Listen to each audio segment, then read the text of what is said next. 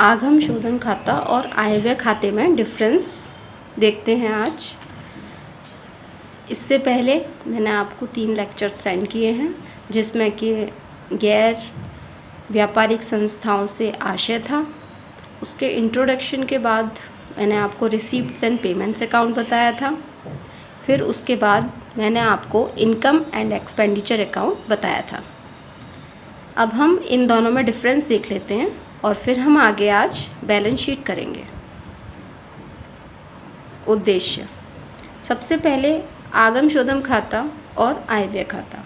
अगर हम देखें तो आगम शोधन खाता जो बनाया जाता है ये कैश बैलेंस या बैंक बैलेंस से स्टार्ट करके बनाया जाता है, और अगर आयव्यय खाता देखेंगे तो इसको हम ऐसा कुछ भी बैलेंस नहीं डालते हैं, बल्कि लास्ट में इसमें जो बैलेंस निकलता है उसे हम सरप्लस या डिफिसिट कहते हैं, अतिरेक या घाटा। मैंने इंग्लिश और हिंदी दोनों लिखी हुई है जिससे आपको कन्फ्यूज़न ना हो। इसके बाद अगर हम इसका नेचर देखेंगे तो जो आगम शोधन खाता होता है वो वास्तविक खाता होता है, ठीक है। और ये जो आयव्यय खाता होता है ये नाम मात्र का खाता होता है। नाम मात्र का खाता इट मीन्स कि इसमें आप जितने भी खर्चे वगैरह हैं, हानि वगैरह हैं, आय है, लाभ है, वो सब इसमें लिखते हैं, ठीक है। इसे हम इंग्लिश में नॉमिनल अकाउंट कहते हैं। इसके बाद अगर हम इसकी फॉर्म देखेंगे तो इसमें 2 साइड्स होती हैं, debit side and credit side. Debit side में रिसीप्ट लिखते हैं और क्रेडिट साइड में पेमेंट्स लिखते हैं। अब अगर हम आयव्यय खाते का देखेंगे तो डेबिट साइड में एक्सपेंडिचर यानी कि ऑपोजिट हो जाता है इसका, और क्रेडिट साइड में इनकम आ जाती है।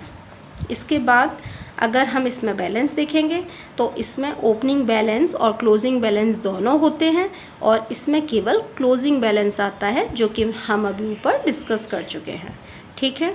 इसमें पूंजीगत व आयगत दोनों टाइप के आयों और भुगतानों को लिखा जाता है। बट अगर आप आयव्यय खाता देखेंगे तो इसमें केवल आयगत यानी कि आगम वाली मदों को ही लिखा जाता है। आगम मद कौन सी होती हैं? जो आपके जो 1 साल का टाइम पीरियड है उसमें कवर हो रही है, ठीक है। और जो पूंजीगत मदें होती हैं ये लॉन्ग ड्यूरेबल होती हैं।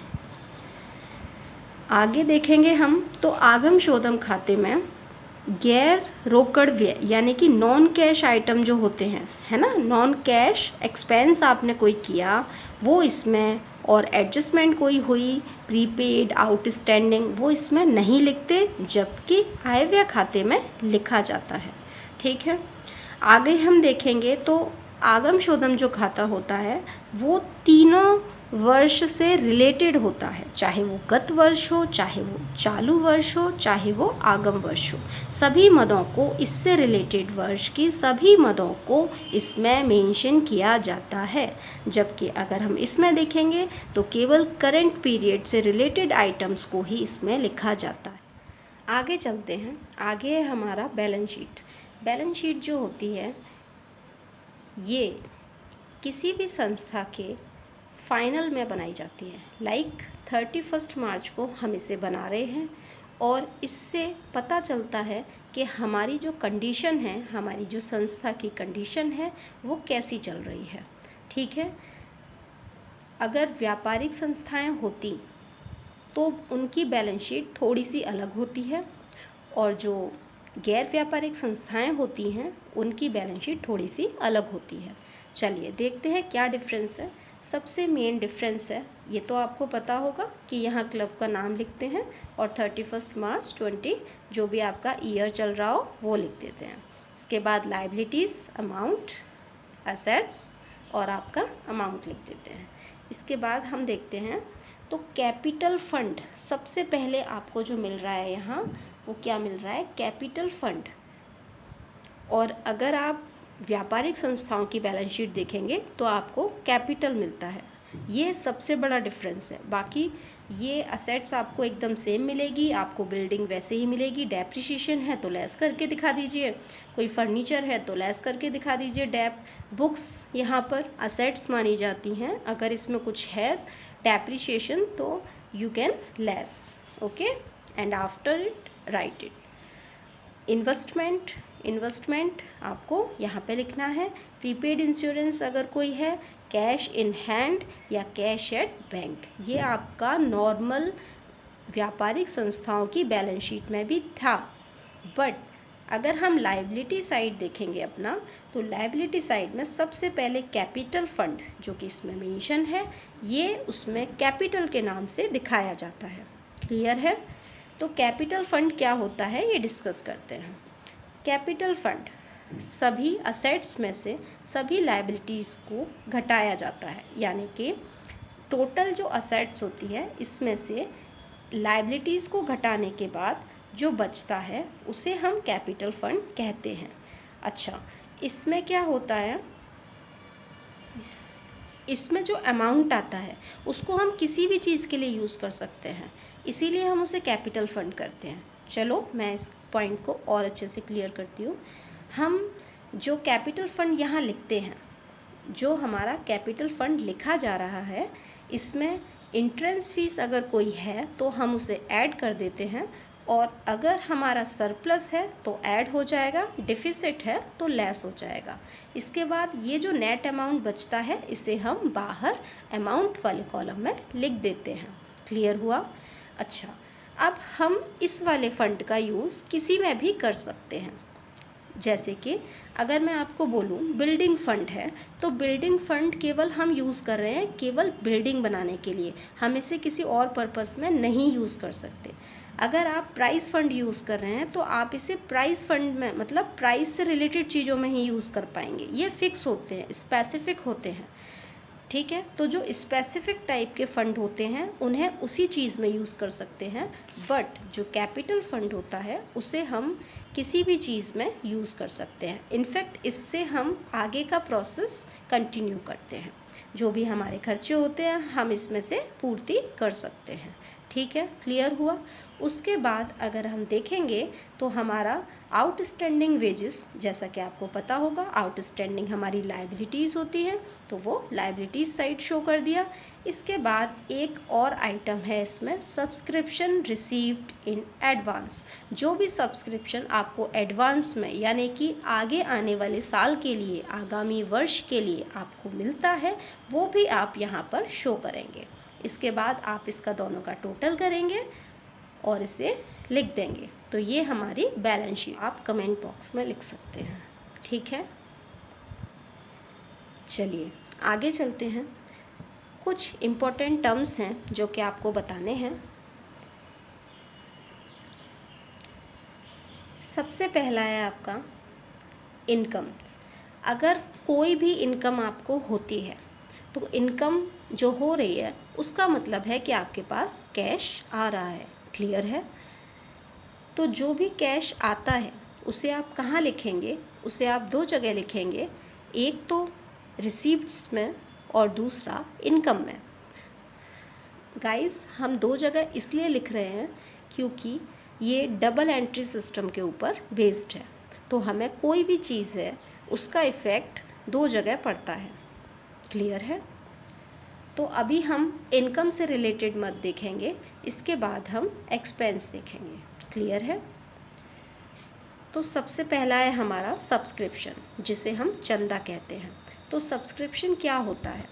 किसी भी क्लब व संस्था के सदस्य बने रहने के लिए हर साल या कुछ रेगुलर टाइम पीरियड पर आपको एक अमाउंट पे करना होता है, जिसे हम चंदा कहते हैं।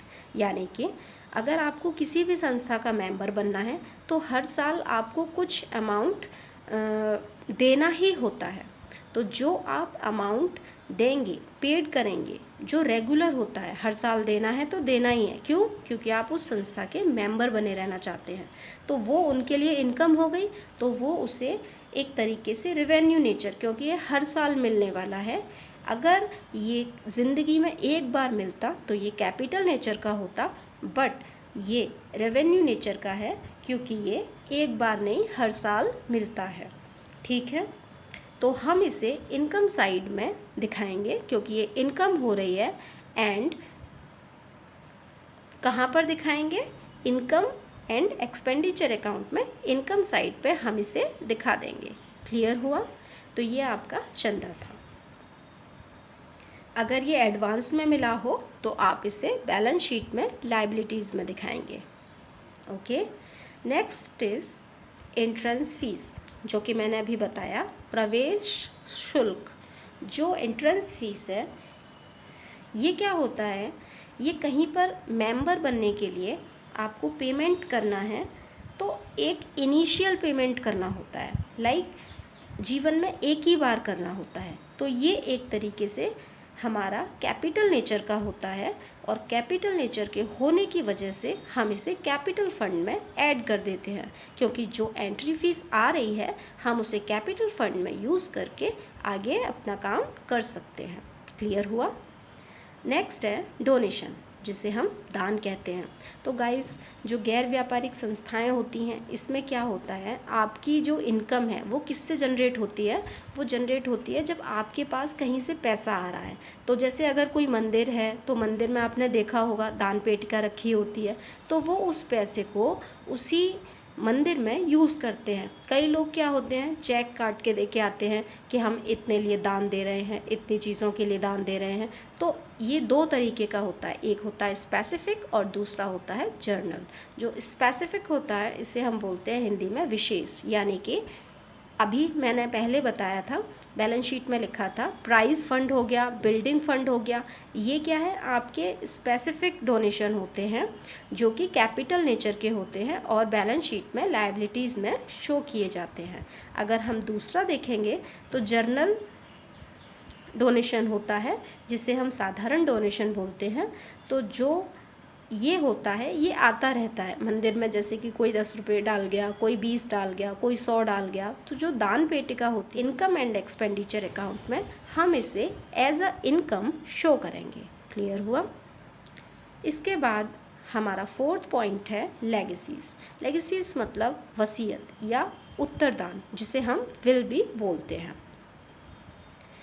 बैलेंस शीट में लायबिलिटीज़ में हम इसे शो करते हैं, क्योंकि ये होता क्या है, वसीयत, जब कोई आदमी मर रहा होता है और उसके पास बहुत सारी प्रॉपर्टी है और उसके कोई संतान नहीं है, कोई लेने वाला नहीं है, तो ऐसे लोग क्या करते हैं, अपनी वसीयत को ऐसी संस्थाओं को दान दे जाते हैं। तो ऐसी संस्थाओं को जब ये दान आता है तो ये छोटा भी हो सकता है, बड़ा भी हो सकता है। तो हम इसे रिसीप्ट साइड में भी लिखेंगे, क्योंकि ये हमें मिला है, और बैलेंस शीट में लायबिलिटी साइड में भी लिखा जाता है। क्लियर है? Next is grant. Grant means होता है अनुदान। ये अनुदान जो हमें सरकार द्वारा भी मिलता है। सरकार हमें कुछ चीज़ों में छूट देती है, जैसे कि अगर आप डोनेट करने जा रहे हो, कोई चीज़ डोनेशन करने जा रहे हो, तो आपके ऊपर कुछ कम टैक्स लगता है। ठीक है? यानी कि अगर आप कहीं पर भी डोनेशन देने जा रहे हो तो सरकार उसमें कुछ आपको रियायत देती है, छूट देती है। तो उनके लिए तो कुछ नहीं है, लेकिन अगर गैर व्यापारिक संस्थाएं हैं और हमें कोई अनुदान मिल रहा है तो हमें भी सरकार द्वारा कुछ अनुदान दिया जाता है, कुछ ग्रांट्स दिया जाता है।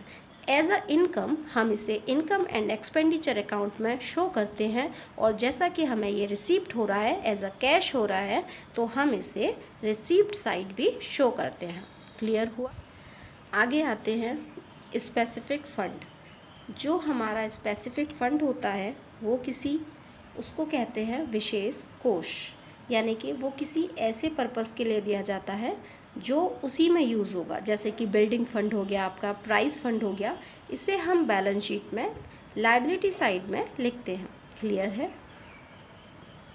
नेक्स्ट इज़ लाइफ मेंबरशिप फ़ी। तो लाइफ मेंबरशिप फ़ी जो होती है, ये जैसा कि आपको नाम से पता चल रहा है कि ये कैपिटल नेचर की है, क्योंकि इसे लाइफ में एक बार पेड किया जा रहा है। तो कैपिटल नेचर के होने के लिए हम इसे भी कैपिटल फंड में ऐड कर देते हैं। क्लियर है? थी, और ये हमारा एक्सपेंस है। तो जैसा कि इनकम होती है इसी तरीके से एक्सपेंस भी। अब आते हैं अपने एक्सपेंस पे। तो एक्सपेंस क्या होता है, कभी कभी गैर व्यापारिक संस्थाएं संस्था हित में बाहरी व्यक्तियों को सेवाएं प्रदान करती हैं। ठीक है। वो उन्हें बुलाती हैं और उनसे बोलती हैं कि अपनी कला का प्रदर्शन हमारी संस्था में करो।